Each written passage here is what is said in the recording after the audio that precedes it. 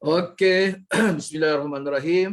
Assalamualaikum warahmatullahi wabarakatuh. Apa khabar semua? Apa khabar semua yang sedang menonton rancangan live kita Rahsia Pelajar Cemerlang 2.0. 2.0. Kenapa ada 2.0? Bagi siapa yang mengikuti kami pada minggu lepas, kita ada launch Rahsia Pelajar Cemerlang 1.0. Kali ini, minggu ini, hari Rabu, waktu yang sama, saya ke udara sekali lagi di tajuk yang sama, Rahsia Pelajar Cemerlang 2.0. Okey. Alright. Okay. Kalau minggu lepas kita ada appearance kita bawa 3 orang panel, tapi minggu ini kita akan bawa lagi 2 orang panel. Berbeza sedikit. Kalau minggu lalu kita tampilkan anak-anak saya di sekolah MRSM dan juga sekolah Alam Shah. Maksudnya daripada sekolah berasrama penuh. Kalau minggu lalu saya ada terima soalan-soalan ataupun saya ada terima mesej-mesej yang memberitahu bahawa mereka ni pelajar asrama memang special lah kononnya kan. Sebenarnya tak ada beza pun sekolah asrama penuh ataupun sekolah biasa. Kalau ada keinginan yang mendalam untuk cemerlang, di mana-mana saja pun kita belajar, kita boleh cemerlang. Kali ini kita nak membuktikan bahawa walaupun belajar di sekolah harian, walaupun belajar di sekolah biasa lah kita katakan, tetapi mereka juga boleh berjaya macam kawan-kawan mereka yang lain. Okey.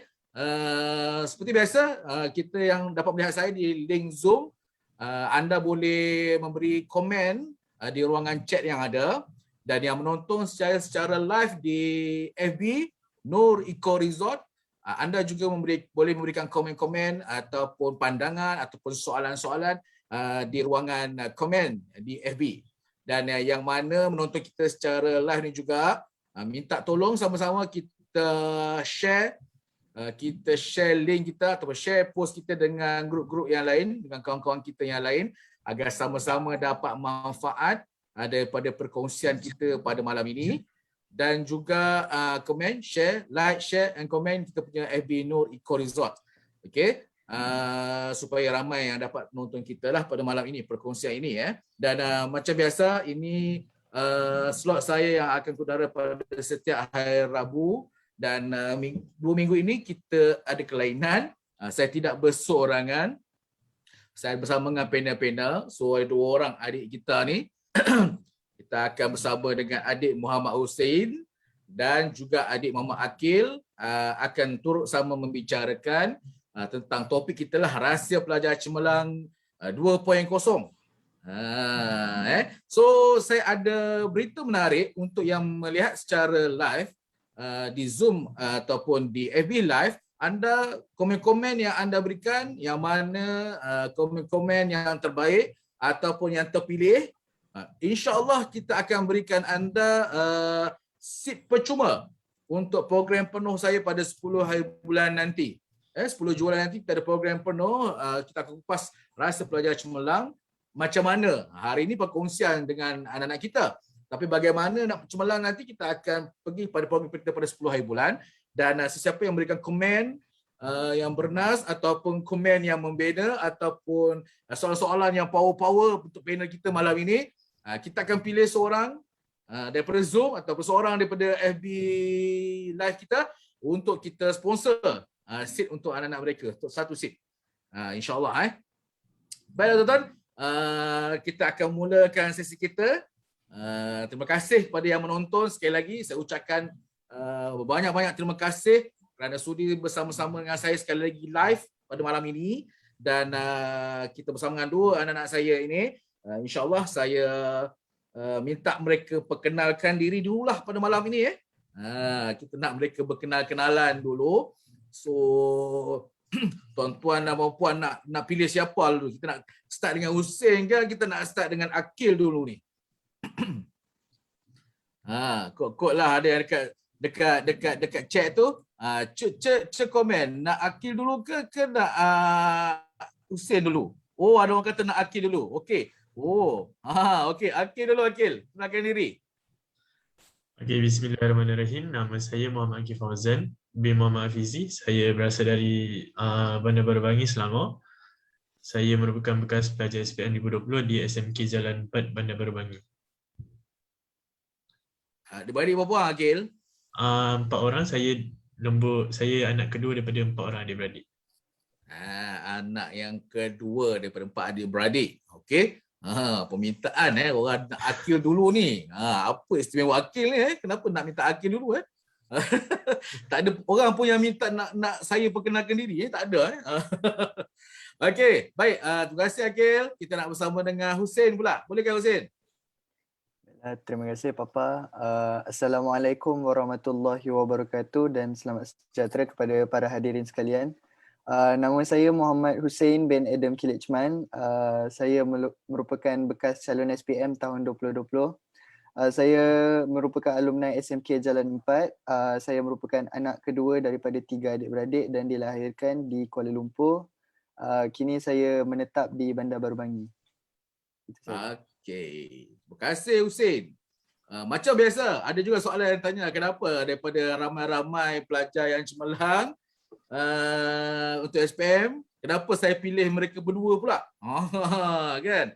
Minggu lepas kita ada beritahu kenapa saya pilih mereka sebab mereka ada bekas-bekas peserta program saya satu ketika dulu. Tak terkecuali juga pada minggu ini Akil dan Hussein juga pernah menjadi peserta program saya. Peserta program saya satu ketika dulu semasa mereka masih lagi kecil. Masa darjah 6 dulu, masih darjah 6 Dan program saya pula dibuat di salah satu resort, Nur Eco Resort. Sekolah mereka SK Bandar Baru Bangi memilih Nur Laman Bestari. Saya bawa mereka ke Nur Laman Bestari, program selama 2 hari 1 malam, motivasi untuk pelajar-pelajar. So kita pecah kepada tak silap saya, kita pecah kepada 2 program. Sebahagian datang pada slot pertama, yang sebahagiannya datang pada minggu depannya. 2 program yang berturut-turut bersama dengan mereka. Baiklah, Akil dan juga Hussein, kita mulakan ruang pertama boleh Akil, Hussein? Boleh.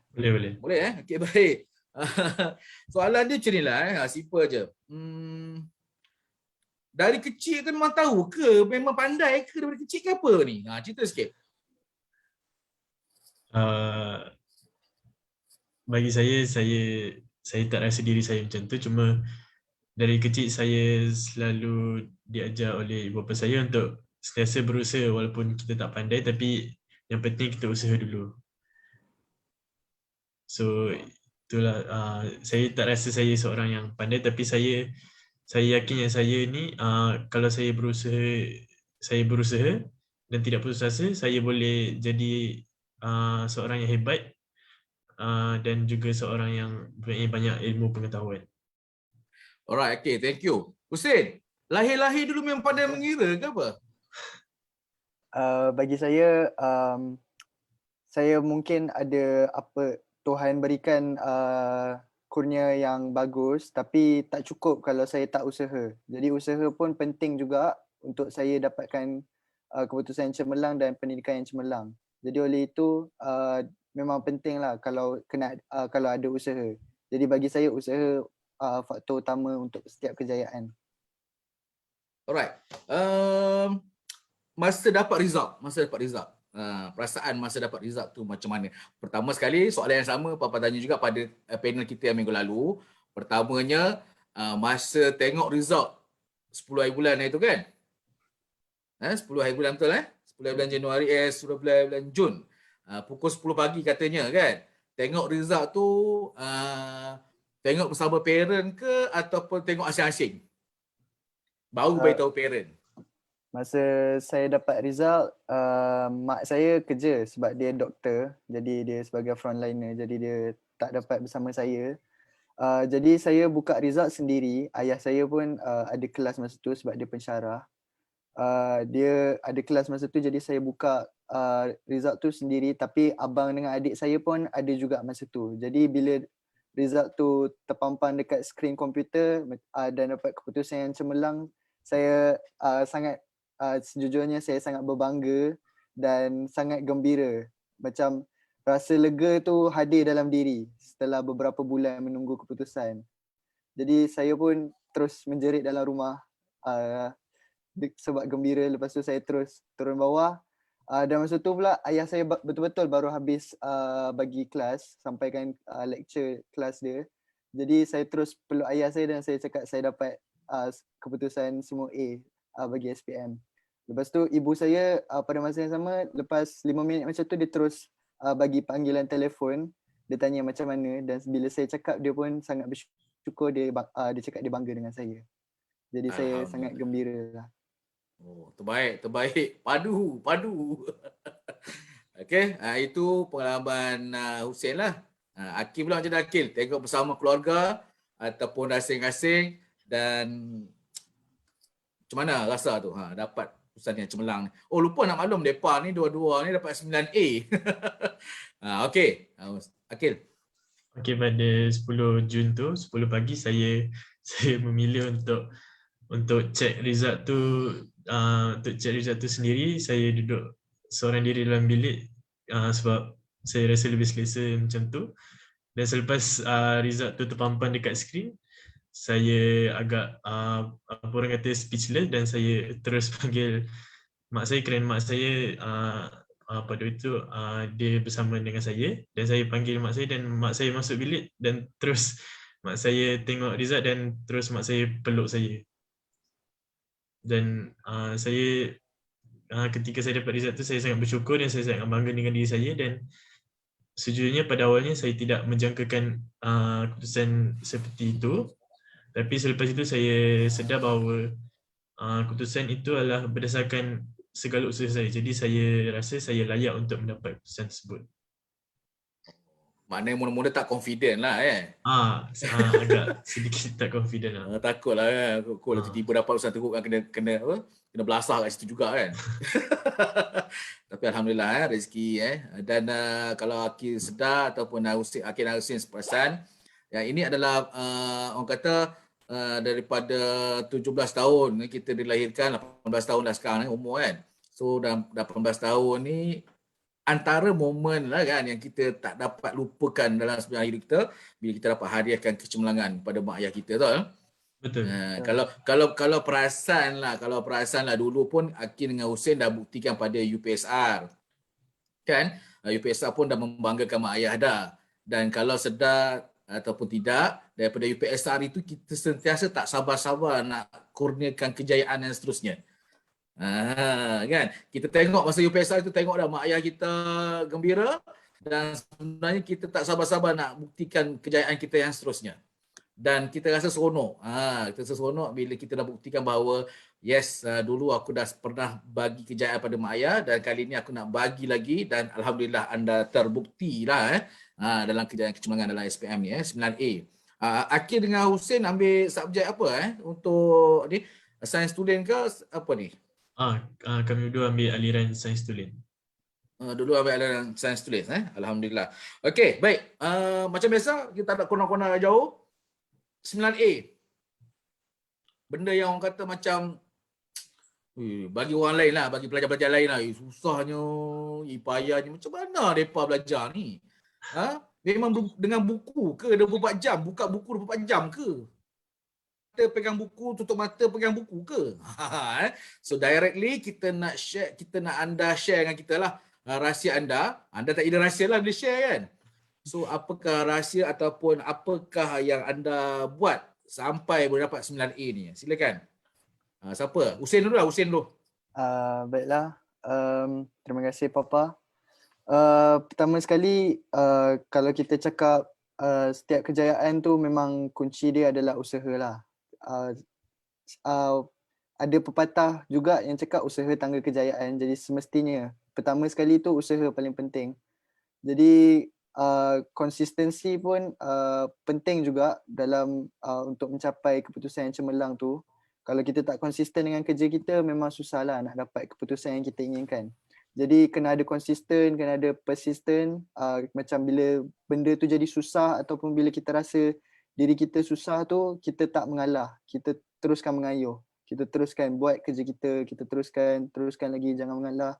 Jadi itu pun salah satu kunci jugalah untuk dapat keputusan yang cemerlang dan dapat tangkap ilmu apa yang kita belajar tu.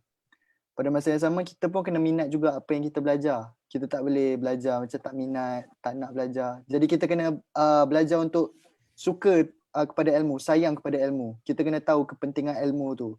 Jadi salah satu kunci juga untuk kerjaan saya tak belajar hanya kerana untuk peperiksaan. Saya belajar sebab saya nak supaya saya boleh implement ataupun aplikasikan ilmu yang saya ada tu pada masa yang akan datang. Jadi bila saya niat saya macam tu, saya rasa macam kepentingan untuk belajar tu lebih tinggi. Jadi saya rasa macam kalau saya tak belajar, diri saya yang akan rugi dan saya tak dapat ilmu tu dan ia tak akan membantu saya pada masa yang akan datang. Jadi oleh sebab itu, saya pun rasa macam dia jadi motivasi untuk saya untuk belajar lebih tekun, belajar lebih rajin, perbanyakkan sesi-sesi ulang kaji saya supaya saya dapat tangkap ilmu tu. Jadi itulah yang membantu saya untuk mendapat keputusan yang cemerlang secara jujurnya. Akil. Okay, Relax. Jangan stres. Tengok nampak muka macam stres sangat tu. Relax, tenang. Akil Kita sembang santai Akil. Penonton pun tengok kita macam stres pula kan. Macam tu, kita relax je, cool je. Okey, Akil pula. Macam mana? Apa rahsia Akil yang menyebabkan Akil boleh sampai ke peringkat inilah? Okay, so macam Hussein ada cakap tadi, kita kena pada awalnya kita kena perbetulkan niat dan mindset kita lah. Jadi apa yang saya buat ialah saya tanya dekat diri sendiri apa yang saya betul-betul mahukan, dan saya belajar ni untuk apa? Adakah untuk hanya mendapat A dalam SPM ataupun pelajaran ini juga penting untuk masa depan, untuk saya menjadi seorang yang lebih berguna. Jadi pada awalnya saya sentiasa tanya, setiap hari saya akan tanya, ni saya belajar untuk apa? Adakah untuk A sahaja ataupun adakah untuk mendapat keberkatan ilmu ataupun untuk mendapat kelebihan dekat masa hadapan. Jadi dekat situ saya berjaya untuk meyakinkan diri saya untuk mempunyai satu mindset dan satu goal yang tetap, iaitu saya belajar kerana saya ingin improve diri saya sendiri supaya saya menjadi orang yang berguna dan dapat menyumbang balik kepada orang ramai.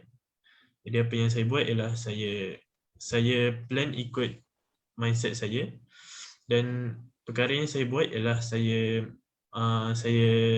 buat visualization, iaitu di mana saya suka bila perkara itu hadir ataupun dia dalam bentuk fizikal di hadapan saya. Jadi apa yang saya maksudkan ialah saya telah tulis semua sasaran atau semua goals yang saya ingin capai dalam sekeping kertas, dan saya tampal kertas tu dekat dinding saya, dan setiap hari saya akan merenung dan tengok lama-lama supaya saya dapat hadam dan saya dapat yakinkan diri saya untuk sentiasa berusaha dan tidak berputus asa. Selepas itu saya juga yakin bahawa semua ini kita kena start dengan diri sendiri, sebab yang ingin mencapai kejayaan itu adalah diri sendiri dan bukan orang lain, bukan ibu bapa kita, bukan guru-guru kita dan bukan juga kawan-kawan kita. Jadi semuanya bermula di dalam diri kita sendiri. Jadi semuanya bergantung pada inisiatif diri sendiri. So apa yang saya lakukan ialah saya akan sentiasa mengikuti semua kelas-kelas yang sekolah saya jalankan, dan saya juga ada join kelas tuition. Dan apa yang inisiatif saya sendiri yang saya telah lakukan ialah saya suka untuk apa orang kata get familiar dengan teori-teori asas dan teori-teori asas dalam setiap subjek. Sebab tanpa asas mungkin kita akan goyah lah kalau untuk advance kepada benda yang lebih mendalam. Jadi saya suka untuk memperkukuhkan teori dan basic saya, dan saya juga suka untuk menggunakan kelebihan pada masa sekarang, itu kelebihan internet, untuk saya melayari pelbagai maklumat tambahan berkaitan silibus SPM seperti subjek-subjek sains, dan saya juga suka untuk tengok video-video seperti proses atau mekanisme saintifik yang berkaitan dengan subjek-subjek dalam SPM. Pernah fail ke subjek? Pernah? Fine ni pernah fail ke? Saya pernah fail dalam subjek matematik tambahan. Oh, pernah fail Tapi macam mana boleh dapat A balik tu? Apa yang saya lakukan ialah saya, of course bila saya dapat tahu saya gagal dalam peperiksaan awal tahun, kalau tak silap, saya gagal dalam subjek matematik tambahan. Tapi apa yang saya lakukan ialah, of course saya akan renung balik apa yang saya kurang, apa yang saya gagal untuk buat. Dan saya fikir mungkin saya kurang latihan dan mungkin saya kurang dekat bahagian asas. Maksudnya saya terlalu cepat untuk pergi kepada soalan-soalan susah, tapi dekat bahagian basic saya masih lemah. Jadi saya pilih untuk beli buku latihan yang dapat membantu saya mengukuhkan basic-basic teori matematik lah. Jadi saya meluangkan banyak masa buat latihan. Betul. So itulah yang saya buat. Hussein pernah fail ke? Saya pun pernah fail juga, matematik tambahan juga, tapi Ni memang betul-betul best friend ni. tapi peperiksaan pertengahan tahun, masa tingkatan 5. Pertengahan tahun fail and then final boleh dapat A Wah, ni betul-betul kesungguhan yang luar biasa ni. Alright. Okay, tu sedikit sebanyak rahsia lah kan. Yang you all kongsi tadi. Terima kasih. Menarik perkongsiannya. Ada latih tubi, kesungguhan, keazaman, faith pun pernah bangkit semula. Bagus. Comanya, bila you all cemerlang ni, siapa yang betul-betul di sebalik you all ni?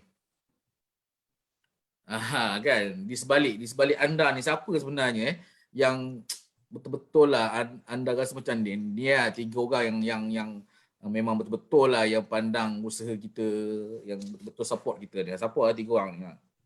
Baiklah. Terima kasih Papa. Jadi bagi saya 3 pihak yang paling penting yang mendorong saya untuk mencapai kejayaan dalam peperiksaan SPM, semestinya yang pertama sekali keluarga saya.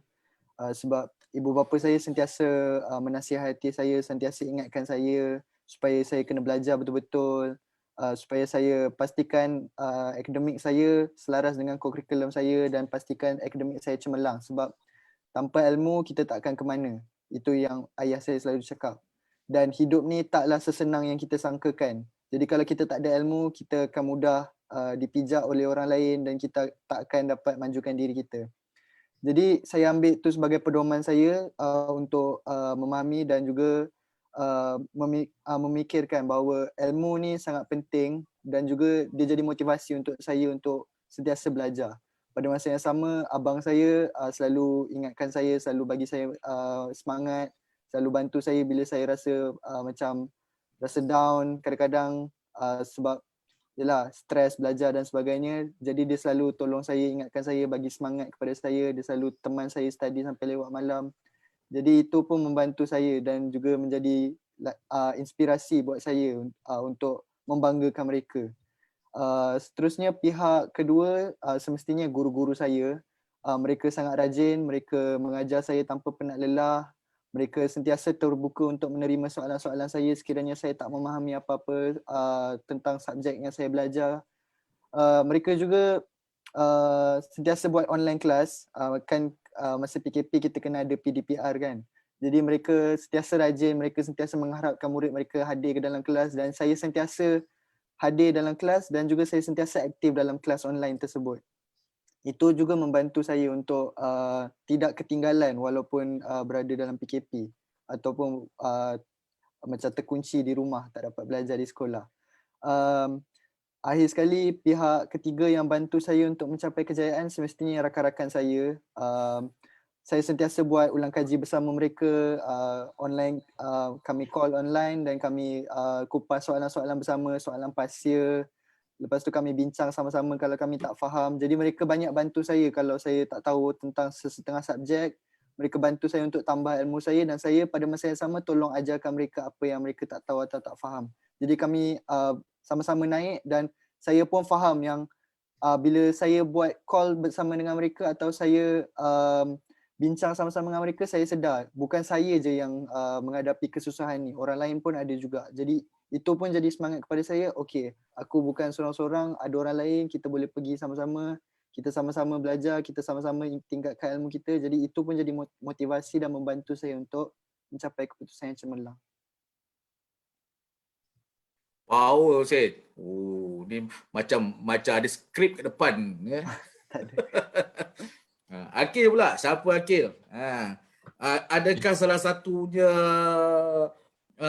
apa ni sebalik kejayaan anda? Adakah teman istimewa ke apakah?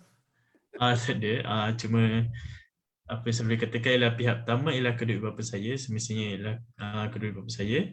Saya sangat bersyukur kerana kedua bapa saya mereka tidak terlalu pressure saya untuk sentiasa belajar sepanjang masa. Apa yang mereka lakukan ialah mereka akan sentiasa tanya hari ni ada join kelas ke ataupun hari ni banyak kelas ke, nak apa, dan mereka juga sentiasa bagi ruang dan masa untuk saya belajar sendiri ataupun mereka akan sentiasa tanya hari ni dah study berapa jam, lepas dah study nak rest ke, nak buat apa ke. Mereka sangat prihatin terhadap saya dan saya sangat bersyukur kerana mereka tidak terlalu pressure dan tidak terlalu push saya untuk belajar, kerana mereka faham bahawa bukan senang untuk saya, kerana saya banyak struggle time tahun lepas, especially disebabkan oleh pandemik COVID-19. Jadi saya bersyukur kerana saya tidak terlalu dipush oleh kedua bapa saya. Dan pihak kedua ialah rakan-rakan saya. Macam Husin cakap tadi, saya dan Husin dan bersama rakan-rakan lain, kami sentiasa buat study group bersama-sama. Of course kami buat call online dan kami akan sentiasa bincang soalan-soalan pasir ataupun sentiasa kami akan buat quiz, sama ada seorang akan tanya dan seorang akan jawab. Dan bagi saya perkara itu sangat efektif. Perkara itu sangat efektif untuk kami semua. Dan bila kami buat study group demikian, saya mendapati bahawa bukan saya seorang saja yang struggle, dan saya bersama-sama dengan rakan saya, walaupun kami tengah struggle, tapi kami tak berputus asa dan kami sentiasa berusaha dengan waktu yang kami ada. Dan pihak ketiga saya boleh katakan adalah para guru. Dan alhamdulillah semua guru di SME Jalan 4 mereka sangat prihatin terhadap anak murid. Semua pelajar mereka akan sentiasa buat online class dan mereka akan buat jadual yang tersusun dan tidak terlalu berat untuk semua pelajar. Dan kalau ada masa-masa free atau masa yang lebih, mereka akan membuat kelas tambahan. Dan saya sangat bersyukur kerana guru bahasa Inggeris saya, beliau buat satu grup WhatsApp dan beliau sentiasa share perkara-perkara yang dapat membantu saya, dan beliau juga sentiasa memberi sokongan moral dalam grup, seperti beliau berkata bahawa jangan give up dan semua orang masih boleh berjaya dengan peluang yang ada. Jadi saya sangat bersyukur kerana ketiga-tiga pihak ini membantu saya sepanjang perjalanan SPM saya. Daripada penceritaan you all berdua ni, Papa nampak dia tak ada shortcut, betul? Untuk berjaya ni. Betul. Kan? Nampak usaha tu agak keras, berterusan, struggle juga. Mungkin kalau cerita lebih detail mungkin melibatkan juga air mata kot. Tak tahulah macam mana kan. Sebab anda yang study sama-sama kan. Ataupun melibatkan emosi-emosi tertentu kan. Ni lelaki ni kalau buat study group ni jarang ada perkataan-perkataan apa tu yang sopan ni kan. Kalau dia ada masalah apa-apa mesti bergaduh bagai ni kan. Mesti ada punya kan. Okay. Dan Papa juga nampak bila Hakim bicara tentang guru, penghargaan pada guru, Papa rasa guru-guru sekolah rendah anda pun patut diberikan pujian juga. Kan? Sebab itu basic kita belajar tu. Cikgu-cikgu sekolah rendah pun sangat-sangat membantu kita. Apatah lagi cikgu sekolah menengah kan, yang bantu kita untuk SPM. Dan guru pertama kita, of course lah mak ayah kita sendirilah. Kan? Yang paksa kita belajar membaca ABC 1, 2, 3 kecil-kecil dulu. Itu pun guru-guru yang kita perlu beri perhatian dan perlu berikan juga penghargaan kan. Alright, kepada yang masih lagi menonton kita bersama dengan kita, please like, share kita punya FB Nurul Resort. Dan tadi pun kita dah mention dalam link Zoom kita ada soalan-soalan yang nak ditanyakan kepada panelis ataupun komen-komen yang terbaik. Dan reward yang saya nak bagi pada kalian, kita nak bagi free seats kepada komen yang terpilih untuk program saya pada 10 hari bulan nanti. Program hari ini kita berkongsi rahsia-rahsia dengan mereka. So teknik dan bagaimana nak jadi pelajar cemerlang ini saya akan kongsikan pada 10 hari bulan nanti. So siapa yang beri komen, insya-Allah saya nak taja satu seat untuk anda untuk bersama-sama dengan saya pada 10 hari bulan nanti. Baik, sebelum kita meneruskan sesi kita, minggu lepas pun kita ada surprise pada panel kita. Minggu ni pun kita ada sedikit surprise sikit lah untuk panel minggu ini. Yang anda tak sempat tengok, Papa ada share juga dekat FB Papa tadi. Tadi Papa cerita mula-mula bahawa kenapa Papa pilih anda berdua, sebab anda adalah bekas peserta program Papa di Nur Laman Bestari pada tahun 2015. 2015 Dan kalau anda masih lagi ingat momen yang Papa jumpa anda kali kedua, ingat tak? Time ambil result. Husin ingat, Husin? Mestilah saya ingat. Masa kita ambil result, okay? So, Papa nak tunjuklah gambar-gambar masa Papa kat sana sikit. Right.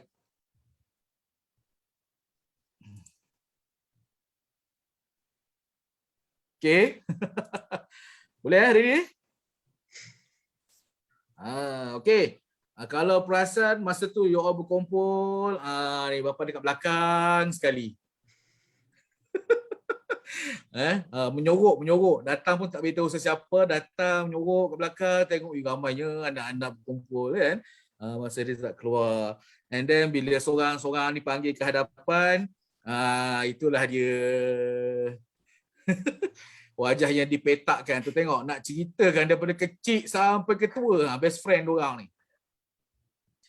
Keluar result UPSR dapat straight A, ni semua kawan-kawan yang dapat straight A ni. So Hakim dengan Husin duduk berdua juga tu, nak cerita tu kan. Itu kawan-kawan lelaki. Ni kawan-kawan perempuan dia pun sama jugalah. Dia orang masih lagi kat situ tepi tu juga berdua, tak berlepas tangan. Dan momen-momen lain lagi bila mereka bergambar beramai-ramai kat sini, kat situ juga dia orang tu. Kat tengah-tengah tu duduk sebelah juga, tak nak berpisah dia. Kan? Ini memanglah kan, cakap ini memang buddy daripada kecil lah kan, kawan sejati daripada kecil. Sampai SPM pun sama, study group pun sama-sama, dan berjaya pun alhamdulillah untuk SPM ni pun berjaya sama-sama. Dan kalau Hakim masih ingat, ini gambar yang kita ambil. Tengok perbezaan Akil dulu dan sekarang. Dulu kulit gelap sikit, sekarang ni lebih matang sikit lah kan. Ni bangga ni dapat kesusahan dapat masa ni 5 kan? 5 Akil 5 ke 6? 5 5A lah masa tu 5A ada 5A ni, bangga tu tengok hidung pun kembang-kembang tu. Kan? Husin ni mana Husin? Husin ada kat sini tu dia. Husin ada kat sini dengan kita. Tengok tu Husin dulu, Husin sekarang. Okey, yang samanya Papa je kat situ kan. Tadi niat nak pakai baju yang sama ni. Tapi baju tu dah kecil sikit, jadi tak boleh nak pakai. Okey. Alright. Tu share kita. Kita balik pada topik kita ni, okey, dengan Husin. Okey, baik. Untuk makluman para hadirin penonton yang melihat secara live sekarang ini, mereka berdua ni bukan orang yang kaki buku, bukanlah kaki buku sangat. Bukanlah 24 jam baca buku. Mereka ni juga aktif dalam bidang curriculum. Dua-dua ni sebenarnya football player katanya. Dan Hussein sendiri sampai sekarang masih lagi aktif berbola sepak. Berbola sepak dan kalau tak silap bapa sekarang menyertai pasukan PJ City Ya Hussein menyertai pasukan bola sepak PJ City terpilih. Alhamdulillah rezeki tu lepas-lepas SPM terpilih mewakili pasukan kelab. Dan just kita nak share dengan kawan-kawan kita semua, kita aktif sukan, kita belajar tapi kita still boleh berjaya. Macam mana you all seimbangkan kedua-dua tu?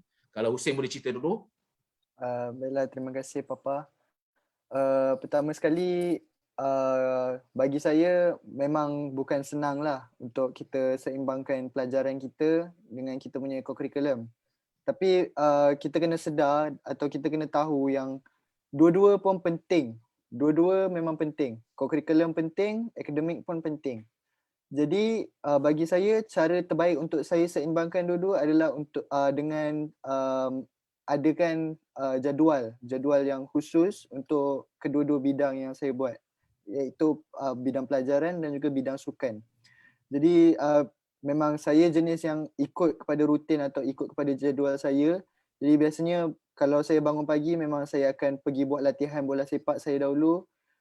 Dan kemudian lepas balik tu dalam jam 8.30 pukul 9 macam tu ada online class. Ni masa kalau cakap ni masa PKP lah. Jadi masa PKP tu saya pergi online class yang cikgu saya buat. Lepas tu lepas habis saya rehat kejap dan saya terus buat latihan ataupun ulang kaji ataupun siapkan homework yang cikgu-cikgu saya bagi. Jadi bila dah siap tu dalam pukul 5-6 saya buat latihan bola sepak saya lagi sekali. Dan pada waktu malam pula saya sambung balik belajar ataupun study balik. Jadi saya buat tu selama saya amalkan rutin ataupun rules 21 days di mana kalau kita nak jadi ataupun adakan satu habit ni kita kena amalkan rutin tu selama 21 hari. Jadi itu membantu saya lah untuk stick to my schedule ataupun ikut jadual saya dengan disiplin dan juga persisten. Jadi itu sangat membantu saya lah, walaupun sukar tapi saya cuba yang sebaiknya untuk seimbangkan kedua-duanya sebab saya tahu kalau satu je saya cemerlang tak cukup ataupun tak akan membantu saya sepenuhnya. Jadi saya perlu seimbangkan dua-dua dan pastikan dua-dua bidang tu cemerlang. Jadi itulah yang membantu saya dengan adanya jadual dan pada masa yang sama disiplin dengan jadual tu dan persisten. Kadang-kadang ada orang mereka tak boleh ada jadual, mereka jenis yang free sikit. Kalau macam tu tak apa, tapi yang penting kena ada rutin. Kalau tak ada jadual yang betul-betul spesifik jam berapa, daripada jam berapa, aktiviti apa, tak apa. Kalau tak ada macam tu. Tapi yang penting kena ada rutin harian yang kita boleh stick, yang bantu kita untuk kekal produktif dalam mencapai misi ataupun goal yang kita nak capai tu. Jadi itu yang paling penting. Kita kena susun hidup kita untuk pastikan apa yang kita buat tu sentiasa cemerlang dan kita dapat capai apa yang kita nak dalam hidup. Itulah dia Papa. Right. Akil sendiri. Macam mana Akil bagikan masa tu Akil? Dan Akil tolong bantu jawab juga. Ada soalan daripada penonton kita. Bagaimanakah saudara Akil dan Hussein membahagikan masa? Maksudnya seimbangkan akademik dengan curriculum dan dalam masa yang sama how you manage your time. Macam mana uruskan masa tu sendiri? Okay, saya fokus kepada masa sebelum PKP ataupun sebelum pandemik lah. So apa yang saya buat untuk membahagikan masa antara pelajaran dan sukan iaitu bola sepak, saya suka untuk prioritize mana satu yang lebih penting dalam keadaan tu. Contohnya, kalau minggu depan saya ada pertandingan bola, mungkin minggu ni saya akan banyakkan latihan bola sepak daripada sesi ulang kaji. Dan selepas dah selesai, saya akan ganti balik sesi ulang kaji saya tertinggal supaya saya sentiasa keep on track dengan pelajaran saya. Dan saya selalu fikir bahawa kita kena bersikap adil kepada dua-dua perkara ni, iaitu pelajaran dengan sukan. Kalau kita boleh spend banyak masa dekat sukan, then of course kita akan boleh spend banyak masa dengan pelajaran juga. Jadi saya suka untuk berfikir macam tu, dan dulu apabila saya macam struggle untuk balance dua-dua ni, saya selalu terfikir saya selalu fikir pasal ayah saya punya advice. Dia selalu cakap kalau kita main bola main betul-betul, kalau study betul-betul. Maksud di situ ialah apa-apa yang kita buat kita kena buat betul-betul. Even kita main sukan pun main betul-betul, study pun study betul-betul. Kita tak boleh main-main. So apa yang saya suka buat ialah, yang pertama ialah prioritize mana yang kita perlu prioritize dulu. Dan kedua-dua juga sangat penting. Saya tak cakap sukan tak penting, dan saya tak cakap juga pelajaran tak penting. Jadi yang penting adalah kita kena seimbangkan, kita kena bersikap adil lah terhadap kedua-dua perkara tersebut. Kita tak boleh berat sebelah, sama ada nak lebihkan sukan sangat pun tak boleh, nak lebihkan pelajaran pun boleh, tapi kita kena seimbang jugalah dengan aspek-aspek lain supaya kita dapat menjadi seorang yang banyak kemahiran lah. Bukan sekadar baca buku saja. Bapa tertarik dengan perkongsian tadi, maksudnya betul lah tu, mana ada orang main-main kan. Main biasa sungguh-sungguh, tapi belajar yang banyak main-main. Kan? Main biasa main sungguh-sungguh, jarang main-main. Tapi kalau belajar ni jarang belajar sungguh-sungguh, belajarnya banyak main-main kan. Dan konsep dia macam kita berkonsep kita macam hutang lah. Maknanya macam Aki sebut tadi, kalau kita belajar minggu ni sibuk dengan sukan, maksudnya kita waktu belajar kita yang kita terhutang tu kita ganti balik pada masa akan datang. Betul macam tu kan? So bagus lah. Sebenarnya itulah satu teknik juga. Papa dengar ni lama dah kan, tapi alhamdulillah Aki dah bagi tahu secara jelas, secara praktikalnya yang Aki pernah buat. Maksudnya gantikan balik masa-masa yang kita hutang tu dengan yang kita belajar. Tak kisahlah berapa lama pun kita spend. Contohnya kita sangkut 2 jam. So 2 jam tu jugalah yang kita akan ganti. Okey. Sejak Bapa nak baca ada komen daripada seorang cikgu ni. Akil dan Hussein ada katanya, saya cikgu skor rendah, ada setengah guru skor rendah berpendapat murid cemerlang patut ke sekolah berasrama. Okey, Akil dan Hussein cemerlang sejak UPSR tapi memilih ke sekolah harian. Pilihan sendiri ke ibu bapa atau lain-lain? Faham soalan ni? Okey, ada penonton kita ni cikgu skor rendah. Ada setengah cikgu kata kalau skor rendah berpendapat murid cemerlang pergi ke asrama penuh lah, sibuk-sibuk di sekolah biasa apa-apa. Tapi Akil dan Hussein pilih untuk berada di sekolah harian. Pilihan sendiri ke ibu bapa ataupun lain-lain? Silakan. Baiklah, terima kasih kepada cikgu Puan Fatihah. Terima kasih atas soalan yang sangat bernas. Sejujurnya semasa saya dapat slip UPSR tu memang saya tak terfikir pun dalam kepala saya untuk masuk asrama.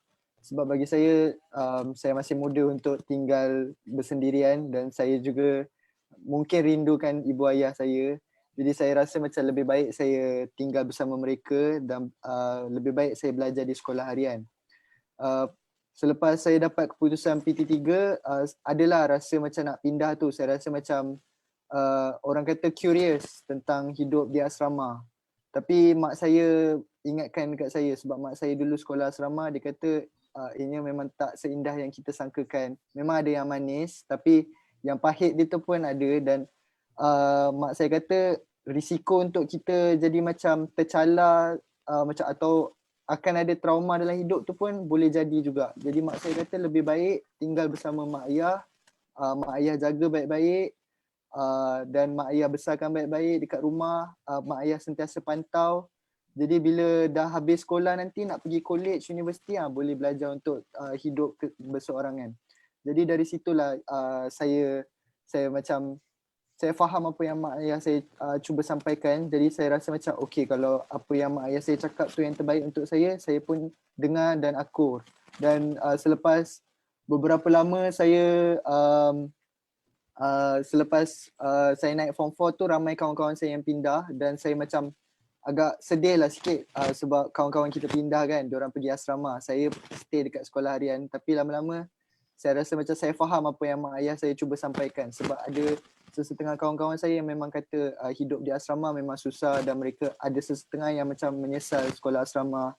Jadi itu pun macam menjadi bukti lah kepada apa yang mak ayah saya sampaikan. Jadi saya macam cakap, oh betul lah apa yang mama cakap, apa yang baba cakap. Jadi dari situ saya pun kata, oh sekolah harian lebih baik lah. Macam tu. Akil pula, Akil. Pilihan Ah. sendiri ke? Pilihan siapa ke? Kan orang tak bagi ke? Pilihan tu of course saya bincang dulu dengan parents saya. So time form 1 saya memilih untuk tak pergi ke sekolah asrama lah. Saya stay dekat sekolah harian sahaja, iaitu SMK Jalan 4.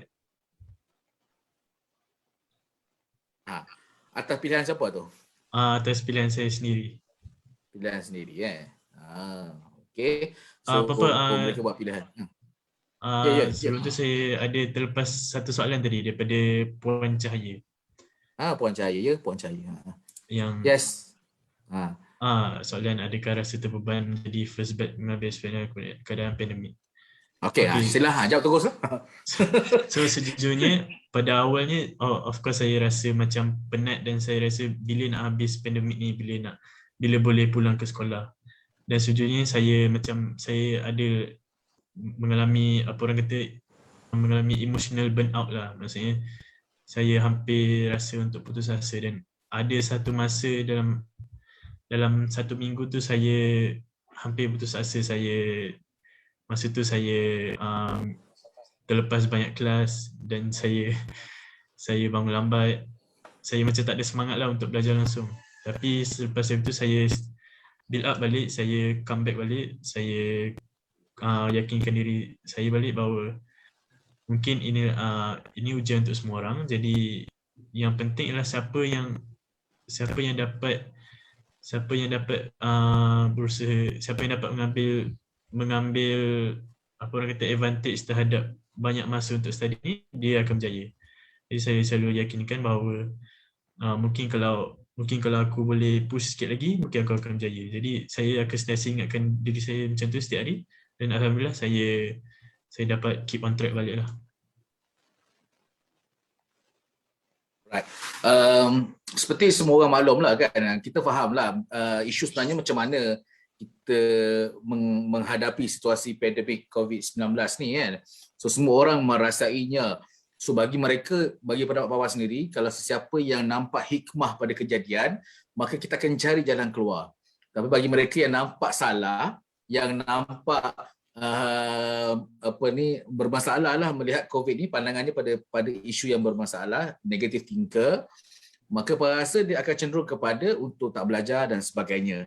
So daripada kita cari salah, daripada kita nak ungkit kelemahan apa yang berlaku pasal COVID ni, kenapa kita tak cari hikmah daripada peristiwa? So bila kita cari hikmah daripada peristiwa, maka kita akan terus buat yang terbaik untuk diri kita. Husin, apa nasihat Husin pada kawan-kawan kita yang sekarang ni? Dia bercerita Husin. Husin dengan batch Husin, Form 4 sempat kelas. Betul? Betul. Form 4 sempat kelas.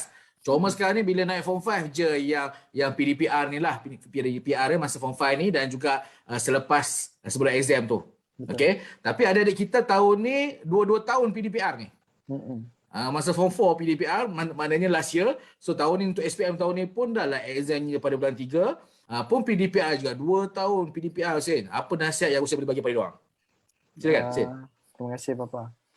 Baiklah, pertama sekali nasihat saya sebagai bekas calon SPM yang pernah belajar dalam era pandemik, semestinya kita kena ada, macam yang saya selalu cakap, kena ada rutin atau jadual. Kalau kita tak pandai bahagi masa, memang kita akan lost. Kita akan lost dengan masa kita akan lost dengan diri kita akan tinggal kelas kita. Jadi kita memang kena ada rutin atau jadual kita. Jadi kita kena betul-betul plan macam mana kita nak habiskan hari kita tu, dan kita plan sewajar dengan kita punya kemampuan. Contohnya kalau kita tahu yang kita tak mampu nak belajar straight ataupun macam 4 jam, sebab memang bagi saya pun gila lah kalau belajar 4 jam non-stop macam tu kan. Jadi kita pun kena ada ikut kemampuan juga. Kalau rasa kena ada rehat, letak rehat dalam jadual tu, dalam rutin tu, tapi jangan lama sangat. Make sure kita sentiasa on track dengan kita punya jadual tu. Kita sentiasa perbaharui. Kalau kita rasa macam tak boleh nak keep up dengan jadual atau rutin tu, kita cuba ubah sikit, betulkan sikit mana-mana yang kita rasa yang tak kena dengan kita, yang kita tak boleh nak ikut sangat. Kita jadikan dia fleksibel sikit. Jadi itu memang membantulah kepada calon-calon SPM batch 2004 ni. Selain itu, yang paling penting sentiasa dapatkan pertolongan. Kalau rasa diri tu dalam keadaan yang sukar, kalau rasa lost, jangan malu, jangan segan, luahkan perasaan tu atau luahkan pendapat korang kepada mak ayah, keluarga, kawan-kawan kalau rasa lost. Sebab kita ni manusia, kita kehidupan yang bersosial tau. Kita living creature, social creature.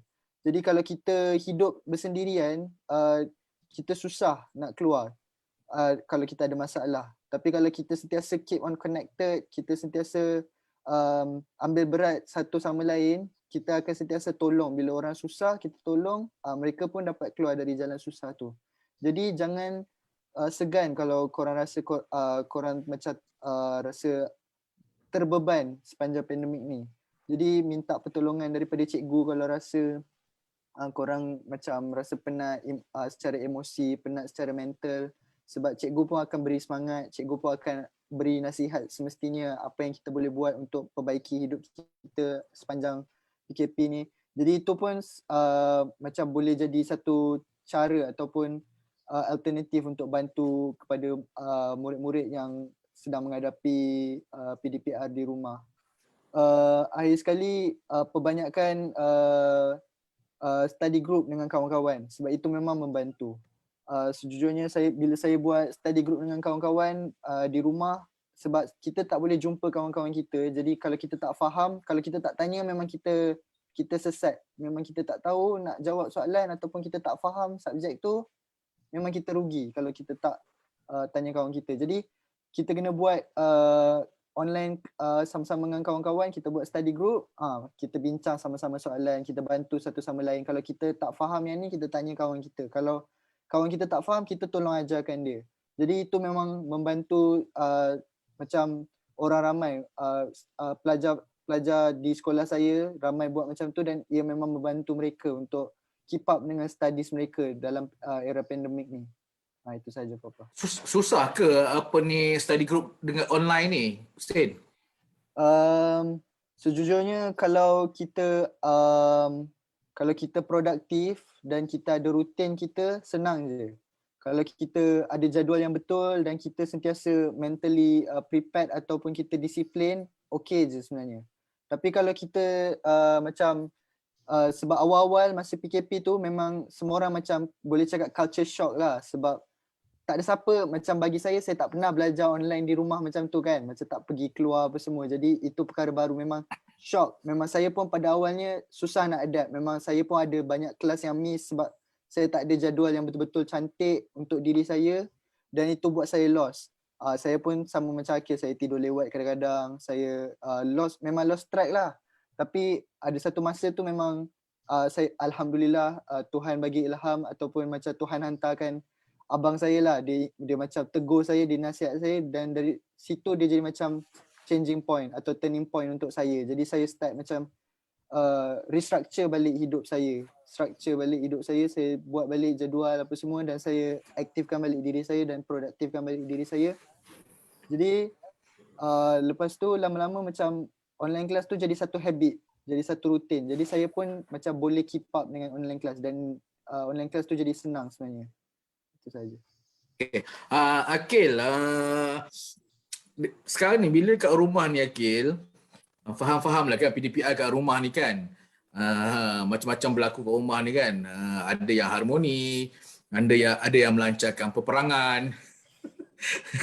Peperangan maksudnya ialah kan adik-adik ganggu, kemudian ada yang mak ayah yang suruh buat benda lain, kita tengah kelas dan sebagainya kan. Baru ni viral dekat Facebook, kakak tu marah dekat adik sebab ni kan. Lepas tu lupa pula tutup kelas tutup mic tutup mic dekat kelas dengan cikgu kan, PDPR kan. Dah malu sendiri kan. So macam mana Akil kalau boleh kongsi dengan kita macam mana mak ayah macam mana mak dengan ayah masing-masing lah kat rumah lah, bukan mak ayah Akil sendiri mak ayah orang lain lah. Kalau Akil boleh bagi pendapat bagi pihak remaja-remaja seluruh Malaysia ni, macam mana mak ayah boleh bantu anak-anak untuk PDPR dengan baik dan dengan penuh rasa kesungguhan lah. Macam mana mak ayah boleh bantu kat situ? Silakan Akil. Okay, so daripada perspektif saya, macam Hussein kata tadi, belajar online ni macam satu culture shock untuk semua orang. Jadi saya fikir bahawa ibu bapa tidak patut untuk macam terlalu push anak mereka, sebab ini merupakan gaya baru untuk semua orang. Semua orang masih dalam fasa adaptation. Jadi penting untuk ibu bapa memberi ruang dan masa yang cukup untuk anak mereka selesa dengan gaya baru. Dan saya rasa ibu bapa juga kena analisis dan mengenali betul-betul gaya gaya study anak mereka, sama ada nak duduk dalam bilik ataupun nak duduk dekat luar, sama ada nak duduk bersama-sama dengan ibu bapa ataupun nak duduk seorang diri. Jadi saya rasa penting untuk mengenali dulu anak-anak mereka sebelum membuat sebarang keputusan, supaya anak mereka selesa dan setuju dengan keputusan mereka. Dan saya juga rasa bahawa ibu bapa boleh menyediakan kemudahan yang cukup dan environment yang bagus untuk anak-anak mereka join kelas semua. Macam dekat rumah saya, semua adik-adik saya join kelas time 2020. Jadi alhamdulillah kami semua dapat join kelas dengan baik, dan mak ayah saya juga tak terlalu macam marah ke ataupun tegur ke. Mereka akan macam memberi ruang, dan sebab mak saya pun cikgu, jadi saya rasa mak saya sangat faham dengan kami.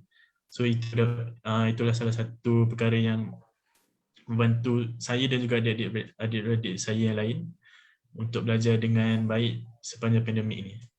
Dan juga saya rasa ibu bapa kena sentiasa beri sokongan dan sentiasa orang kata jangan marah dan jangan terlalu pressure. Jangan salahkan anak-anak mereka disebabkan oleh perkara yang mereka tak boleh kontrol. Contoh macam mungkin result anak-anak mereka agak sedikit jatuh sepanjang pandemik ni. Tapi mungkin itu bukanlah 100% disebabkan mereka. Mungkin ada faktor masalah teknikal di kelas ataupun tak faham. Jadi jangan 100% menyalahkan mereka terhadap itu, dan tanya mereka apa yang boleh dibantu, apa yang boleh diperbaiki, supaya mereka akan rasa lebih motivated dan mereka akan rasa seperti mereka supported lah oleh kedua-dua ibu bapa mereka. Okay, terima kasih Akil. Dan satu lagi Akil yang Bapa Dr. Fikirlah, bukan terfikirlah. Tadi kita kata kalau mak ayah mampu untuk sediakan semuanya. So Akil kata Akil request kalau boleh mak ayah sediakan keperluan PDPR secukupnya. Okey, Papa faham empat tu. Tetapi Akil, kat luar sana Akil, ramai lagi kawan-kawan kita, ramai lagi adik-adik kita yang kat luar sana yang mak ayah dia tak berkemampuan Akil. Bila mak ayah dia tak berkemampuan, mak ayah mereka tak mampu nak sediakan gadget-gadget ataupun keperluan untuk mereka PDPR. Okay. In fact, Papa dengar tadi ke semalam, Papa dengar ada sebuah radio yang mana seorang ayah telefon DJ radio tersebut bagi tahu bahawa PDPR ini sangat-sangat memberi kesan kepada mak ayah. Ya, sebab ialah bila suruh anak-anak belajar, anak-anak tak nak belajar. Ya, lepas tu bila nak belajar tanya ke ayah tak faham. So maknanya ayah pun tak tahu macam mana saya nak belajar. So anak-anak pun dah mula menyalahkan mak ayah. Kan, sampai Papa terkesan sebab ayah dia menangis kat radio tu. Kan, ayah dia sampai menangis-nangis di depan radio tu. Maknanya PDPR ni sangat memberi kesan dan memberi masalah kepada mak ayah kan. So sebagai seorang anak lah Hussein, sebagai seorang anak Hussein, macam mana Husin boleh pujuk kawan-kawan kita yang tak ada gadget ni, yang ibu ayah dia tak berkemampuan, tapi masih boleh lagi untuk belajar bersungguh-sungguh dan dapatkan kejayaan macam Husin juga. Kalau Husin boleh share dengan kita, Husin. Baiklah, terima kasih Papa. Soalan yang agak mencabar, tapi saya cuba jawab insyaAllah. Pertama sekali, kalau yang Papa mention tu yang anak dia menyalahkan ayah dia, macam bagi saya tak berapa betul. Memang tak betul lah. Sebab macam ayah kita ataupun orang tua kita dengan kita generasi berbeza. Mungkin silibus yang mereka belajar tu berbeza dengan apa yang kita belajar sekarang. Jadi tak sewajarnya kita macam harapkan atau expect yang mak ayah kita tahu semua benda apa yang kita belajar. Dan kemungkinan besar apa yang mereka belajar pun lain juga. Mungkin mereka ambil aliran lain ke daripada kita. Jadi apa yang lebih penting adalah sebenarnya kalau kita tak faham, kalau kita tak tahu, kita tanya orang yang betul-betul pakar dalam bidang tu. Kita tanya cikgu-cikgu kita yang kita ajar. Kita PM cikgu kita, message mereka, tanya soalan-soalan yang kita tak faham, apa yang berada di minda kita. Lepas tu kita pun tanya kawan-kawan kita yang belajar sama-sama dengan kita. Kita buat macam yang saya cakap, buat study group dan sebagainya. Seterusnya soalan yang tentang kalau orang yang di luar kemampuan tu, saya rasa dia menjadi tanggungjawab bersama untuk kita lebih prihatin tentang pihak-pihak macam ni. Sebab mereka tak berkemampuan, jadi dia menjadi tanggungjawab masyarakat, tanggungjawab kita bersama untuk kita bantu mereka. Kalau kita senang, kita tahu kita ada jiran ataupun kita ada orang yang tinggal berhampiran kita yang ada masalah kemampuan untuk dapatkan medium yang betul-betul berguna untuk membantu mereka belajar, yang boleh buat online class dan sebagainya, kita bertanggungjawab untuk membantu. Dia jadi fardu kifayah untuk kita. Kalau seorang tak buat, kalau semua orang tak buat, dia jadi berdosa lah semua masyarakat tu. Jadi sebab itu pun penting juga kepada mak ayah, jadi tanggungjawab kepada mak ayah juga kalau mereka tiada kemampuan untuk mereka inform kepada masyarakat ataupun inform kepada pihak yang boleh memberi bantuan atau NGO, pihak NGO yang mereka berada di luar kemampuan, mereka tak mampu untuk belikan anak-anak gadget ataupun membelikan anak-anak komputer untuk mereka buat online class. Jadi bila mereka bagi tahu macam tu, pihak NGO, pihak masyarakat, pihak rukun tetangga boleh ambil tindakan sewajarnya, macam belikan komputer, sedekahkan komputer untuk anak-anak belajar. Jadi dia sebenarnya dia macam chain, macam factor and effect. Jadi mak ayah, semua pihak kena buat tindakan yang sewajarnya, dan efek dia bila kita buat tindakan yang betul, efek dia akan jadi yang betul. Macam tu. Okey, terima kasih Husin. Sebenarnya Papa sendiri pun ada banyak cerita maksudnya bagaimana anak-anak yang susah, keluarga yang susah, tetapi bagaimana anak-anak dia tu sendiri dapat membantu mak ayah keluar daripada kesusahan dengan kejayaan-kejayaan yang mereka tampilkan. Bayangkan ada cerita seorang pelajar perempuan yang tak ada duit pun nak beli buku rujukan, tapi bagaimana dia boleh gunakan library sekolah dia tu semata-mata untuk dia belajar. Dia photostat nota kawan dan sebagainya untuk belajar. So nak cerita bahawa kejayaan ni kalau nak, macam-macam cara kita ada. Nak berjaya ni macam-macam kaedah kita ada. Cuma nak dengan tak nak je pilihan yang kita buat. Setuju?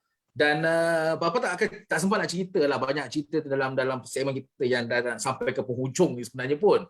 Okey. Tapi cerita-cerita ini insya-Allah Papa akan kongsikan lebih detail, lebih lanjut dalam perkongsian Papa pada 10 hari bulan nanti. So yang mana yang ada ni boleh join program kita pada 10 hari bulan nanti. Link kita akan bagi sebentar lagi.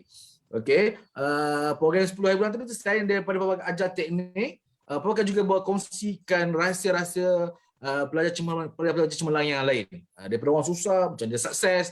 Dan Papa pun sendiri ada cerita bagaimana anak murid Papa sendiri yang SPM dia 18A. SPM 18A. Dulu tak ada masalah, nak ambil banyak-banyak pun boleh. Dulu kalau perasan Dr. Amalina dia ambil 17. Tak silap kan? 17 ke berapa A tu? Okay, lepas tu ada lagi yang melawan, ambil sampai 20, 21. Tapi Papa punya experience sendiri, salah seorang yang murid Papa, dia ambil 18A.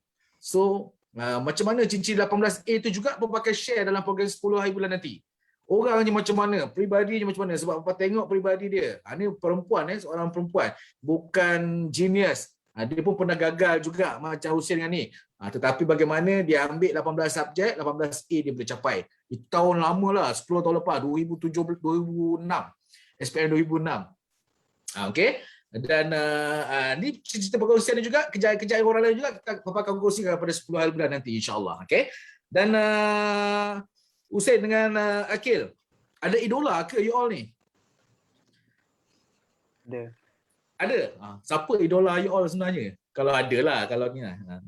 Kalau boleh kongsi.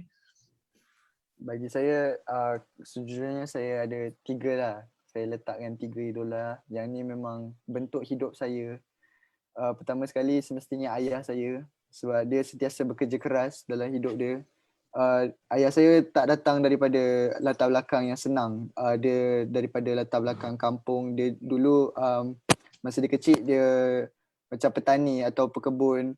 Jadi dia masa dia sekolah, pada masa yang sama dia pun tolong keluarga dia untuk sara diri mereka, sara hidup mereka dengan menanam tumbuh-tumbuhan. Lepas tu dia mengembala kambing, dia mengembala kuda. Jadi itu memang dia sentiasalah ingatkan saya macam belajar ni, kita hidup kena belajar betul-betul, kita hidup kena bagi yang terbaik dalam apa yang kita lakukan. Kita kena sentiasa fokus dalam apa yang kita buat. Kita kena ambil setiap peluang yang kita ada tu sebaiknya, dah habiskan peluang tu sebaik mungkin. Jadi itu dia memang jadi sumber inspirasi saya lah untuk terus berusaha. Yang kedua pula semestinya abang saya, sebab abang saya pun dia cemerlang dalam semua bidang yang dia ambil, semua benda yang dia buat. Jadi itu pun menjadi memberi motivasi kepada saya untuk bekerja lebih keras dan supaya satu hari nanti mungkin saya boleh jadi lebih berjaya daripada dia. Akhir sekali, idola bagi saya seorang pemain bola sepak. Mungkin Papa mau kenal kot. Sudah. Nama dia Ronaldo, Cristiano Ronaldo. Cristiano Ronaldo kenal lah. Saya sukalah, saya macam minat dia dari kecil sebab memang dia hebat main bola. Lepas tu pada masa yang sama dia ada karakter macam winning mentality tu dia ada. Dia sentiasa tak pernah mengalah, dia sentiasa bekerja keras. Semua elemen yang dia ada tu saya memang minat lah, saya suka. Jadi itu sentiasa membantu saya macam dia macam bagi saya satu macam monolog ni, macam kalau Ronaldo boleh aku pun boleh, macam tu lah. Jadi itu pun jadi motivasi untuk saya untuk dalam bidang sukan. Jadi itulah idola saya. Right. Akil sendiri, siapa idola Akil? Saya boleh katakan saya ada 2 idola. Pertama ialah of course idola pertama ialah ayah saya sendiri. Saya pada time saya kecil, saya biasa dulu time kecil kita selalu macam tak dengar cakap ibu apa. Lepas tu lama bila saya menjadi lebih matang, saya sedar bahawa ayah saya ni orang yang mempunyai personality yang baik dan bagus. Saya selalu tengok ayah saya, beliau sangat tenang dan sangat positif. Pada awalnya saya tak boleh terima sebab kenapa sentiasa positif, kenapa ada saja benda yang positif yang boleh bagi ke orang. Tapi as time goes by, saya sedar bahawa mungkin benda ni saya boleh adaptasi dalam hidup saya sendiri, dan sampai sekarang saya still belajar untuk ikutlah apa yang ayah saya cakap. Dan ayah saya sentiasa, walaupun nasihat tu pahit, tapi pada akhirnya saya faham bahawa nasihat tu bermakna. Dan idola kedua, orang kedua ni lah, saya tak cakap idola, cuma bagi saya ialah beliau adalah seorang ikon yang bagi saya sangat bagus. Beliau merupakan seorang doktor dan juga seorang YouTuber. Beliau berasal daripada UK, nama beliau adalah Ali Abdal. Saya kenal beliau di YouTube channel beliau. Beliau sentiasa share study tips ataupun cara-cara untuk menjadi lebih produktif dan juga pengalaman beliau menjadi seorang doktor dan seorang YouTuber. Dan bagi saya, apa yang saya gain daripada YouTube channel beliau ialah cara saya menjadi lebih produktif dan macam mana, dan paling penting ialah saya dapat belajar satu gaya study yang baru daripada beliau. Right. Itulah bila cerita pasal idola ni, ramai orang nampak idola yang jauh-jauh je kan. Tetapi sekarang ni sebenarnya yang paling dekat dengan kita tu pun idola yang paling besar. Contohnya tadi yang masing-masing sebut pasal mak ayah masing-masing, abang sebagai idola kan. So macam bapa sendiri pun yang menyebabkan minat nak pergi ke asrama penuh pun sebab abang-abang, ada 2 orang abang yang belajar dekat sekolah Alam Shah seorang, seorang Emirates St. Jasin seorang kan. So kita rasa macam tak boleh ni abang kita masuk asrama, kita pun nak masuk asrama juga kan. Atau sumber inspirasi kita, idola kita masa tu. Kita tak nampak besar-besar lagi, kita nampak orang yang paling dekat dengan kita yang kita jadi idola. Baik, itu pertama. Yang kedua, remaja hari ini adalah remaja yang susah nak dengar pandangan mak ayah masing-masing. Kan mereka lebih tertarik dengan kawan-kawan sendiri berbanding dengan mak ayah masing-masing. Sedangkan memanglah mak ayah kita tu, kita dah pernah dengar dia membebek, pernah dengar dia bercakap, pernah dengar dia marah dan sebagainya. Tetapi sedar ataupun tidak, segala kemarahan, segala teguran yang diberikan tu sebenarnya nak jadikan kita jadi lebih baik. Nak jadikan kita menjadi orang yang terbaik. Sebab mereka tahu, mereka ada pengalaman tu. Mereka pernah tahu kalau kita salah percampuran dan sebagainya, jumpa kawan yang tak betul ataupun tak pandang nasihat pada mak ayah, maka kita akan banyaknya tersungkur ke tempat-tempat yang tidak sepatutnya kan. Macam Bapak tengok satu video juga, ada seekor kucing, anak kucing dengan seekor rabbit. Anak kucing ni tengok rabbit dia melompat-lompat. Kan? Tengok rabbit ni melompat-lompat, so anak kucing ni pun tiba-tiba melompat-lompat macam rabbit tadi kan. Nampak tak betapa mudahnya remaja hari ini terpengaruh pada apa yang dilihat. So anak-anak yang di luar sana, make sure jadikan mak ayah anda adalah idol yang paling utama, idola yang paling utama.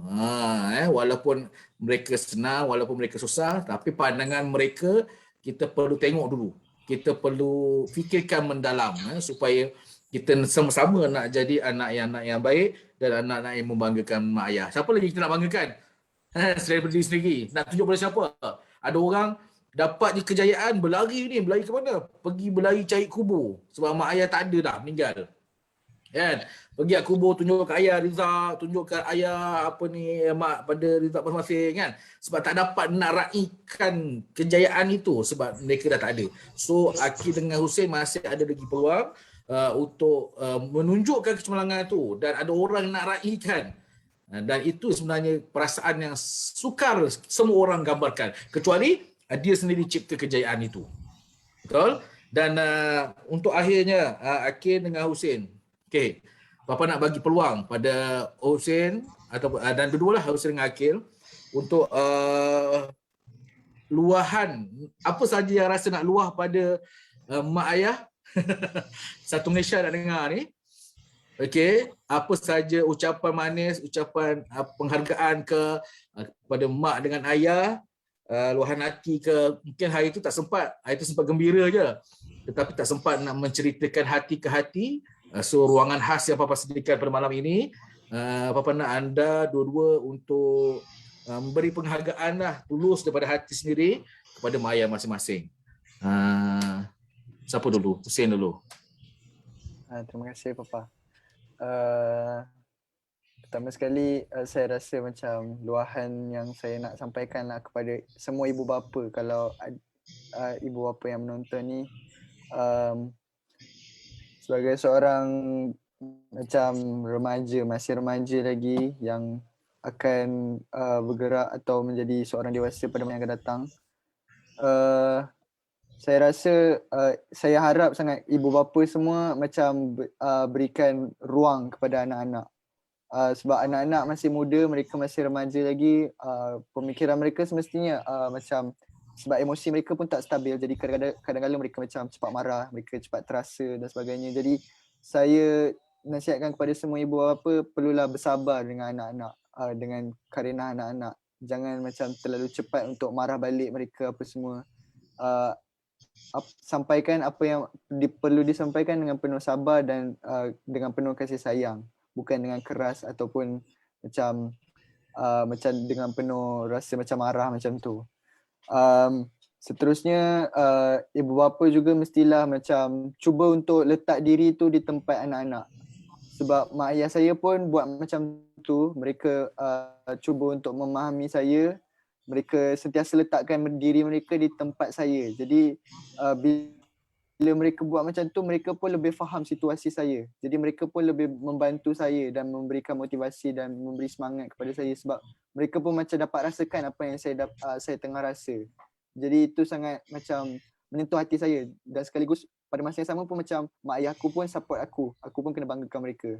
Jadi itu memang penting lah dalam diri ibu bapa. Ibu bapa, sebab generasi ibu bapa dengan generasi anak-anak berbeza. Jadi cabaran yang anak-anak hadapi pada hari ini, pada zaman sekarang, berbeza dengan cabaran yang ibu bapa hadapi pada zaman dulu. Jadi tak wajar untuk ibu bapa macam guna cara ortodoks ataupun cara zaman dulu untuk didik anak zaman sekarang. Cara pendidikan tu mesti seiring dengan peredaran masa. Jadi ibu bapa mesti cuba untuk letak diri tu dalam kasut anak-anak. Cuba letak diri tu dalam tempat anak-anak. Dan Okey.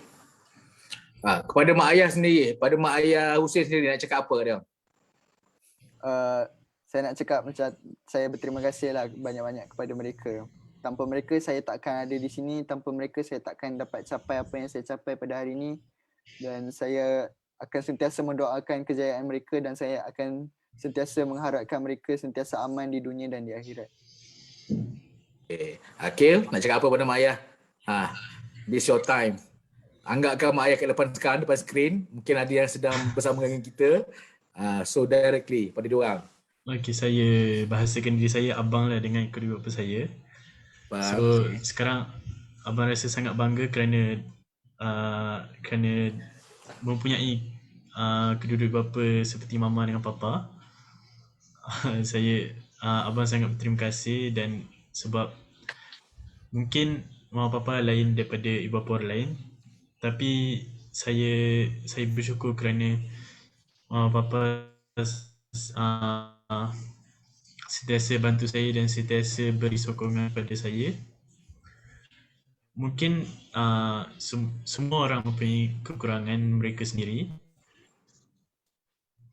dan walaupun dengan kekurangan itu saya masih bersyukur dan masih berterima kasih kerana mama dan papa tidak putus asa untuk memberi dan ruang dan juga tunjuk ajar yang bagus kepada saya.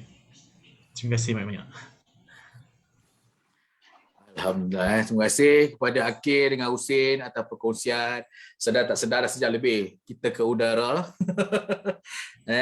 Memang masa memang agak mencemburui kita. Terima kasih juga kepada penonton yang mengikuti sesi. Diharap tim kita boleh pilih terus. Maklumkan dalam melalui Zoom ni siapa yang kita pilih untuk free seat kita pada 10 hari bulan. Okay, boleh pilih siapa-siapa ni nanti, dan boleh hubungi tim kita nanti. Dan untuk makluman yang masih lagi menonton, insya-Allah saya akan berprogram pada 10 hari bulan melalui program Great Student. Great Student pada 10 hari bulan, kita akan berkongsi 3 benda, iaitu saya akan membantu anak-anak untuk memiliki misi peribadi, mission sendiri, apa yang mereka nak letakkan dalam kehidupan masing-masing. Kemudian daripada sebelum kita cerita pasal misi, kita nak beritahu dia bahawa kenapa anda perlu cemerlang.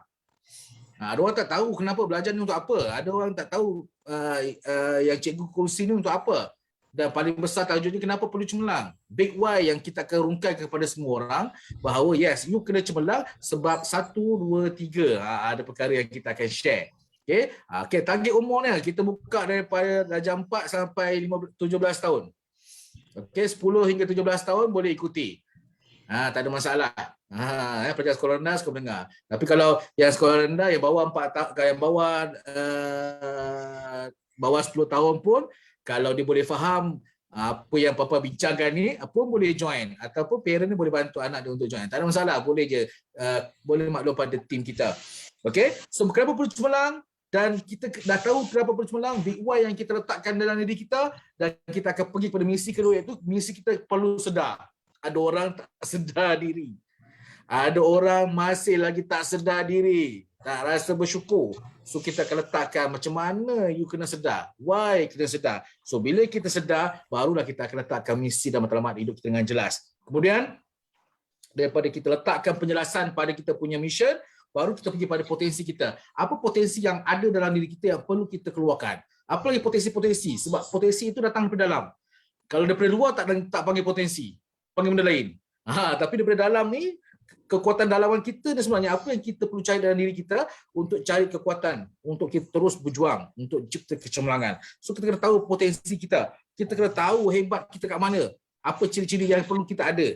Kemudian daripada situ baru kita akan bantu anak-anak semua macam mana nak belajar dengan gaya pandemik ni. Pandemik ni macam mana nak belajar dengan bagus, dengan berstruktur. So apa yang perlu buat? Kita akan ajar macam mana nak uruskan masa dan sebagainya kat situ. So perkongsian ni daripada pukul 9 pagi sehingga 9 petang. So boleh bersama-sama dengan saya insya-Allah. Kalau anak-anak juga berkesempatan nanti, kita akan undang juga mereka untuk bantu Papa dalam surat-surat nanti kalau mereka mereka bersetuju dengan kita nanti. Okey, pada bila 10 hari bulan Mei, 10 hari bulan Julai. Mei pula 10 bulan Julai 21 pada pukul 9 pagi hingga petang. Link kita ada bagi dekat Zoom dengan juga dekat FB. So boleh directly untuk mendaftar kat situ dan bukti-bukti nanti insya-Allah nanti kita akan tim kita akan menghubungi anda semula. Okey, itu yang pertama. Yang kedua, macam biasa sesi akan bersama dengan saya pada setiap Rabu malam. Rabu malam juga. So Rabu depan kita akan buat topik yang berbeza. InsyaAllah minggu depan kita akan share juga bagaimana nak jadi anak-anak yang hebat pada minggu depan. Topik dengan saya pada masa yang sama minggu depan pukul 9 malam. Dan juga sesi yang bersama dengan sahabat-sahabat saya juga. Okey, kalau hari ini bersama dengan saya 2 hari lagi pada 2 hari bulan. 2 hari bulan ni hari Jumaat ni pukul 9 malam. Anda akan bersama dengan sahabat saya Imam Muda Aran. Okey, Imam Muda Aran, Imam Muda musim pertama, Imam Muda Aran. So beliau akan berkongsi juga dalam FB Nur Eco Resort tentang tajuk sifat solat Nabi. Okey, sifat solat Nabi. InsyaAllah Imam Muda Aran akan kupas tajuk ini. So jom kita sama-sama nak jadi orang yang terbaik, nak jadi orang yang cemerlang. Kita kena sempurnakan solat kita. So kita belajar juga bagaimana Nabi solat.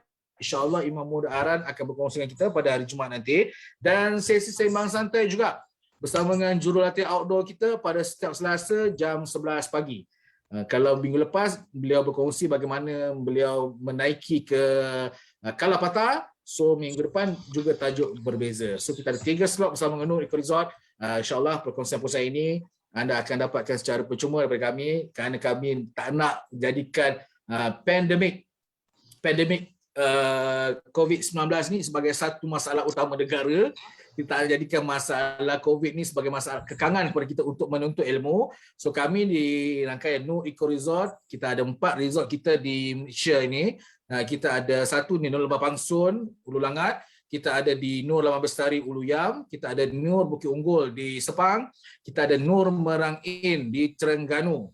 Kita tak nak jadikan suasana COVID-19 ini sebagai kita tak menuntut ilmu. So kami setelah bincang dengan pihak pengusaha, kita kata baiklah kita kongsikan apa saja ilmu yang kita ada pada semua orang supaya masing-masing dapat manfaatkan ilmu yang kita ada ini bersama-sama dan sama-sama memajukan diri masing-masing. Okey, so 3 sesi bersama dengan kita insya-Allah tuan-tuan dan puan bolehlah mengikuti mana-mana sesi. Saya tetap hari Rabu insya-Allah. Muka yang sama, baju je berbeza insya-Allah. Okey, tapi mana tahu satu masa nanti kita doakan juga Akil dan Hussein juga boleh ganti saya jadi panel nanti. Kita lama kena motivator muda mana tahulah kan nak sparring dengan apa-apa pula kan. Okey, kali jadi panel akan datang akan jadi motivator muda pula kan. Dan bagusnya Akil, Hussein, kenapa Papa pilih bidang motivator? Sebab kita ni tak kuat. Kita tak kuat. So alhamdulillah program Papa selama 20 tahun ini Papa jadi kuat kerana doa anak-anak juga. Okay, anak-anak yang selalu mendoakan bapa, so itu kekuatan yang bapa ada. So masa-masa bila berhubungan, so sentiasa mendoakan. So kita nak doa orang. So bila kita buat yang baik-baik, insya-Allah orang doakan kita juga doa yang baik-baik. Okay, terima kasih Akil dan juga Hussein kerana sudi mengisi masa malam ini bersama-sama dengan kita. InsyaAllah InsyaAllah kalau ada kesempatan ataupun tajuk-tajuk yang bersesuaian juga, Papa suka bersama-sama dengan anda. Ya, 5 tahun kita lost, last jumpa jam 6, 5 tahun kita lost, tapi Alhamdulillah Allah temukan kita kali ini dalam suasana yang sangat-sangat berbeza. Tapi Papa bersyukur kerana sekurang-kurangnya perkongsian anak-anak kali ini dapat memberikan inspirasi kepada orang lain, pada mak ayah di luar sana, dan kita dapat menginspirasikan juga kawan-kawan kita yang mungkin dalam kesusahan sekarang, kan? Sekarang ada kempen gunakan bendera putih. Bendera putih. So alert masyarakat, kita kena alert. Okey. Lagi kita tunggu siapakah yang terpilih nanti. Adakah daripada tim kita yang memilih free seat kita nanti? Minta untuk kita bagi seat percuma kepadanya. Okey. Kepada saudari ke adik-adik ke ni? Tazliah ya. Okey, adik Tazliah ke puan Tazliah ni? Okey. Tazliah ni please WhatsApp kita ataupun hubungi kita semula kerana anda terpilih untuk menerima free seat. Kalau anda adalah anaknya, anda lah yang terpilihnya. Tapi kalau anda adalah parent ataupun gurunya, insya-Allah anak anda kita tawarkan untuk program dengan bersama-sama dengan kita. Okey. Okey, adik Tazliah boleh hubungi kita semula. Kita akan bagikan seat percuma anda pada 10 hari bulan nanti bersama dengan apa-apa buat daripada pagi hingga petang. Tengok sampai muntah. InsyaAllah. Okey, baik. Terima kasih sekali lagi kepada semua. Akil, Hussein, Papa sayang anda berdua. Okey, dah anggap macam anak kita juga. InsyaAllah ada, kalau tempat kita, pandemik kita ni dah okey, semakin baik, InsyaAllah pihak pengusaha pun akan undang anda je bersama-sama dengan kita nanti. Ya, kita di salah satu resort kita, tempat kita datang untuk kita bercuti sama-sama. Okey, beraktiviti bersama-sama dengan kita nanti insya-Allah. Mudah-mudahan masa yang nanti semua orang boleh join lah. Harap-harap berkumpul juga dengan panel kita yang minggu lepas lah. Minggu lepas ada 3 orang, minggu ni 2 orang. So dapat 5 orang ni memang best lah kan. Kita macam-macam kita boleh buat kat sana kan. Okay. So insyaAllah mudah-mudahan kita doa pada Allah SWT. Mudah-mudahan satunya COVID-19 ni cepat-cepat diangkat kembali. Biarlah kita dapat menjalani kehidupan kita seperti biasa. Dan yalah, kita pun dah tak sabar-sabar nak berjumpa semua orang kan. Nak jumpa keluarga kita yang tak jumpa kawan-kawan kita yang lain. So kita sangat-sangat merindukan itu semua. So apa yang kita boleh ada sekarang ni, kita berdoa supaya Allah angkat cepat-cepat penyakit ini dan semua orang dapat divaksinasi kan. Papa pun semalam vaksin. Dos pertama semalam vaksin. Balik-balik tangan sengal sebelah kan. Tanya dia orang kata tak, tu biasa. Okey, tengok alhamdulillah tadi okey. Balik-balik terus lapar. Simptom dia lapar pula rasanya lepas kena vaksin. Okey, dan alhamdulillah pagi ni dapat kita berjumpa lah hari ini kan. Dan terima kasih juga yang bertanya khabar kat Papa. Papa okey ke? Alhamdulillah. Papa bersyukur okey setakat ni kita dapat bersiaran bersama-sama. Dan semoga Allah ampunkan dosa-dosa kita dan juga Papa doakan juga Hussein dan Akil lepas ni akan diberikan tawaran yang terbaik dan dapat melanjutkan pelajaran ke tempat yang terbaik dan jadi orang yang terbaik lepas ni lah, menjadi ikon atau idola pada orang lain. Terima kasih sekali lagi Akil dan Hussein. Assalamualaikum. Dan juga ada juga terima kasih pada yang mendaftar pada malam ini. Ada yang mendaftar terus pada malam ini. Ucapkan terima kasih. Okey, lupa nak maklum juga yang mengikuti program kita pada 10 hari bulan nanti cepat-cepat mendaftar untuk dapatkan early bird. Early bird kita hanya RM50 saja. Program satu hari RM50. Nak dapat kat mana? Boleh terus mendaftar. Kalau tak, harga biasa dia 80, harga biasa dia 150. So kita bagi RM50 je malam ini. Teruskan mendaftar, insya-Allah kita akan luangkan masa bersama pada sekolah. Terima kasih semua. Assalamualaikum warahmatullahi wabarakatuh.